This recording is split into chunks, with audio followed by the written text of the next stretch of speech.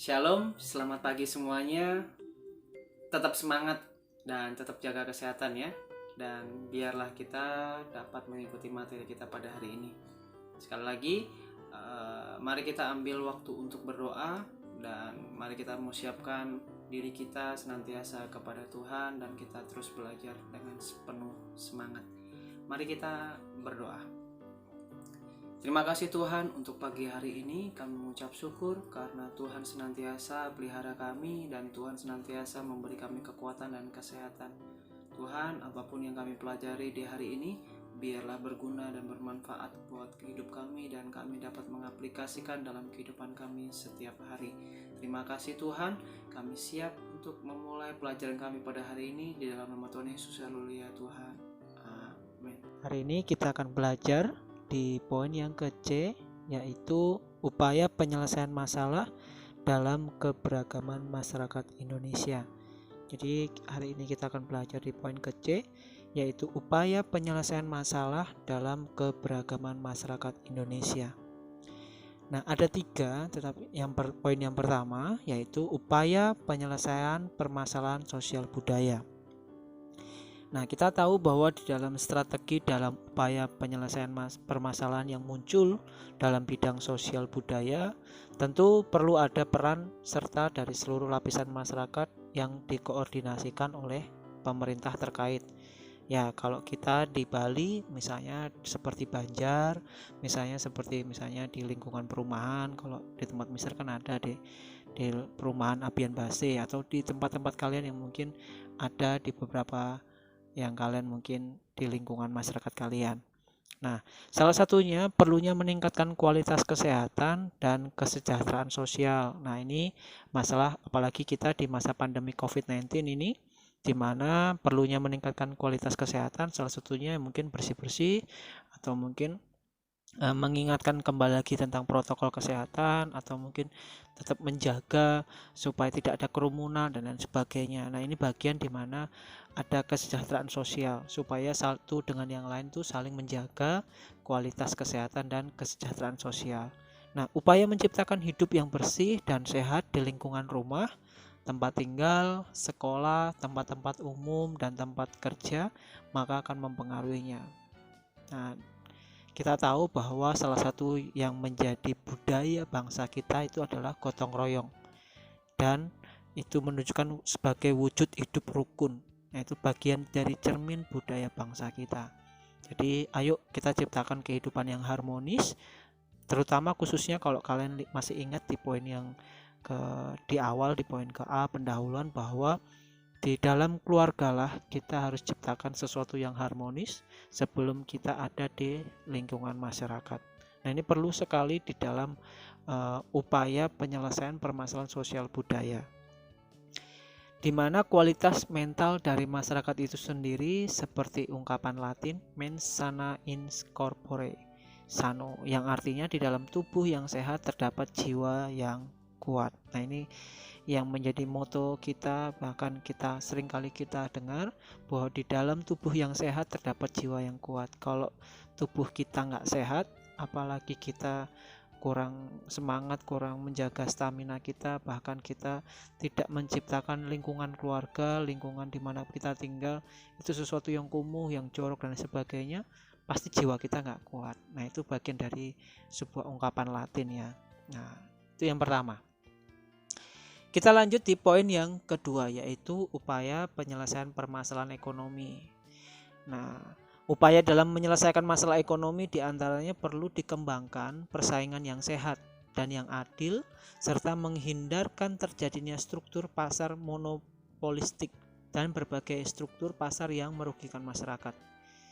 Jadi, upaya pemerintahan dalam mengembangkan kebijakan industri, perdagangan, dan investasi dalam rangka meningkatkan daya saingan global dilakukan dengan meningkatkan daya saingan global dengan membuka aksesibilitas yang sama terhadap kesempatan kerja. Jadi sesuatu di mana kita harus tahu kondisi seperti ini dan berusaha bagi segenap rakyat serta seluruh daerah melalui keunggulan kompetitif atau keunggulan bersaing terutama berbasis keunggulan sumber daya alam dan sumber daya manusia, dengan menghapus segala bentuk perlakuan diskriminatif dan hambatan atau membanding-bandingkan dengan yang lain. Itu bagian di mana kita mengupayakan penyelesaian permasalahan ekonomi. Nah, kita tahu bahwa kalau kalian lihat di gambar sebelah kanan, bagaimana kita tahu bahwa Indonesia sangat terkenal dengan batik atau terkenal dengan kreativitas di beberapa daerah. Nah, ini perlu kita contoh bagaimana orang atau masyarakat Indonesia di dalam mengupayakan masalah dalam keberagaman masyarakat, khususnya masalah ekonomi.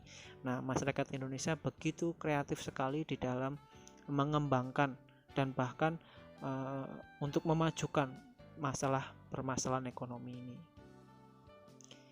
Kita lanjut ke bagian yang ketiga. Nah, tadi di bagian yang pertama dan yang kedua, baik masalah sosial budaya, masalah ekonomi. Kemarin kita kan banyak belajar masalah ekonomi, bagaimana negara kita memajukan begitu rupa, apalagi masalah pandemi dampak COVID-19 ini, supaya tidak ada merosotnya ekonomi di bangsa kita. Bagaimana salah satunya Pak Presiden Jokowi, dia berusaha semaksimal mungkin dengan pemerintahannya, dia memajukan ekonomi ini supaya tetap stabil, supaya masyarakat ini dengan baik, ya salah satunya memberi kesejahteraan kita dengan BLT, dana bantuan yang lain dan lain sebagainya. Bahkan ketika bencana, begitu banyak upaya-upaya yang dilakukan pemerintah supaya masalah ekonomi ini tidak merosot. Nah, itulah bagian dari upaya penyelesaian permasalahan ekonomi, dan masih banyak lagi ya. Kalau kita tahu di masa-masa COVID-19 ini banyak orang banyak berjualan secara via online dengan berbagai hal supaya untuk di dalam mengatasi permasalahan ekonomi supaya dapat diatasi. Nah, itu banyak hal lagi ya kalau kalian pelajari. Di poin yang ketiga, di mana upaya penyelesaian permasalahan gender. Nah, ini penting sekali di Indonesia, di dalam keberagaman masyarakat Indonesia, masalah gender ini sangat dipermasalahkan sekali. Bahkan menteri di dalam kesenjangan gender, bagaimana permasalahan mengatasi semuanya itu supaya tidak ada diskriminasi masalah gender, baik laki-laki maupun perempuan, di situ benar-benar ditanggulangi dengan baik. Nah, kita bisa melihat bahwa kesenjangan gender di berbagai bidang pembangunan dapat dilihat dari masalah rendahnya peluang yang dimiliki perempuan untuk bekerja dan berusaha, serta rendahnya akses perempuan terhadap sumber daya ekonomi, teknologi, informasi, pasar kredit, dan modal kerja. Nah, meskipun penghasilan perempuan pekerja memberikan kontribusi yang cukup signifikan terhadap pendapatan dan kesejahteraan keluarga, perempuan masih dianggap sebagai pencari nafkah tambahan dan pekerja keluarga. Nah, ini penting sekali bagaimana masalah gender ini supaya ditangani, supaya ada penyelesaian masalahnya. Bahkan tadi disamaratakan, bahkan kalau kalian melihat di Indonesia ini bisa jadi pemimpin seorang perempuan, jadi tidak ada permasalahan lagi ya. Tapi di beberapa daerah bahkan yang kita lihat mungkin di tengah-tengah keluarga kita, mungkin di tengah-tengah masyarakat, masih aja di dalam permasalahan gender, masih ada perempuan itu didiskriminasi. Nah, kita yang harusnya banyak tahu, harusnya kita dapat menanganinya, atau justru kita dapat memberikan sebagai pendapat bahwa kita tidak boleh membeda-bedakan masalah gender. Nah, selain itu, program pemerintah dalam pemberdayaan perempuan untuk meningkatkan kualitas hidup, peran dan kedudukan perempuan dalam berbagai bidang kehidupan dan pembangunan, serta meningkatkan perlindungan. Ini perannya upaya permasalahan gender ya. Jadi upaya penyelesaian permasalahan gender ada 3 yang Mister bahas di sini. Sebenarnya masih banyak lagi.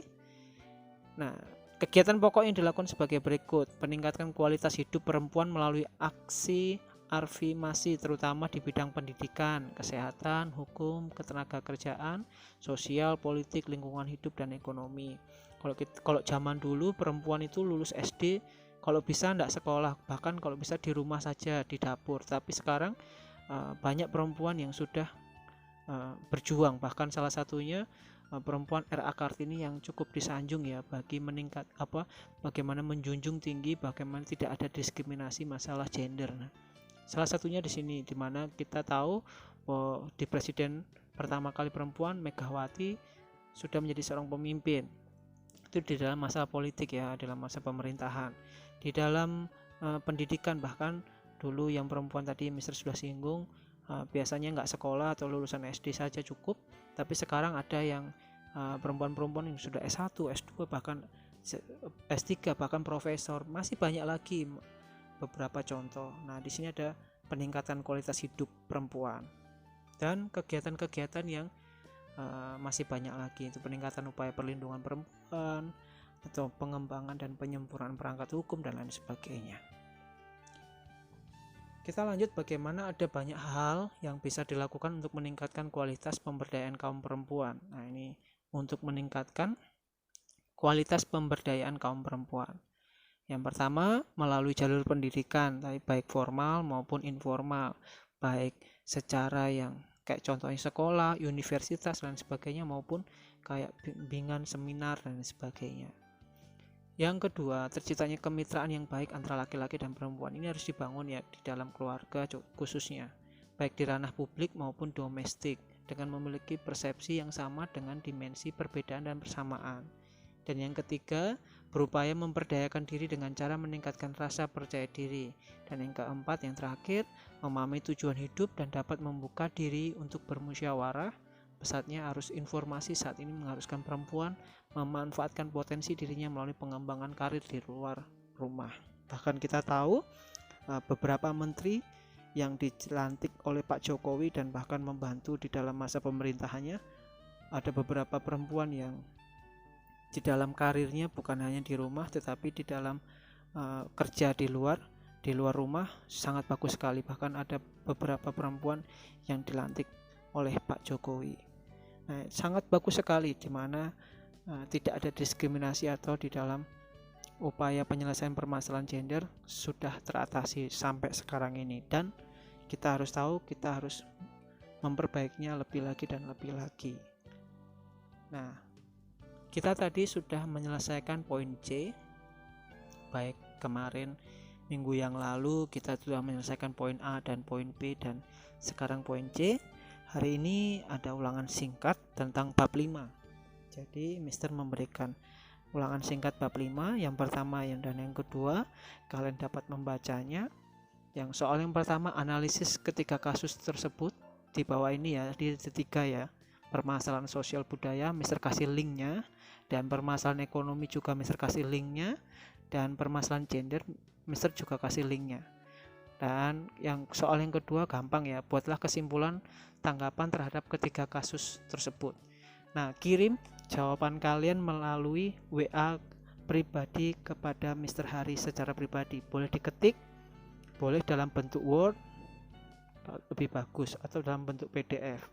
Mister tidak menyarankan untuk mengirim di GCR karena nanti dapat yang nggak bisa dibaca atau mungkin dicontek temennya, bisa dibuka di situ. Tetapi lebih baik kirim ke WA Mister Hari secara pribadi. Itu saja. Tuhan Yesus memberkati. Nah, kita tadi sudah menyelesaikan materi kita pada hari ini. Alangkah baiknya kita akan mengakhirinya dengan berdoa supaya berkat Tuhan senantiasa nyata dalam kehidupan kita. Mari kita satu di dalam doa. Terima kasih Tuhan, untuk hari ini kami sudah menyelesaikan materi kami pada hari ini. Biarlah tangan Tuhan memberkati kami, menyertai kami, memberi kami hikmat dan kecerdasan supaya kami dapat mengaplikasikan dalam kehidupan kami sehari-hari. Terima kasih Tuhan, di dalam nama Tuhan Yesus kami berucap syukur. Haleluya Tuhan. Amin. Oke, see you next time. Tetap semangat, tetap jaga kesehatan dalam masa pandemi COVID-19 ini, dan jangan pernah bosan-bosan untuk tetap terus belajar dan tetap semangat. See you next time. God bless you.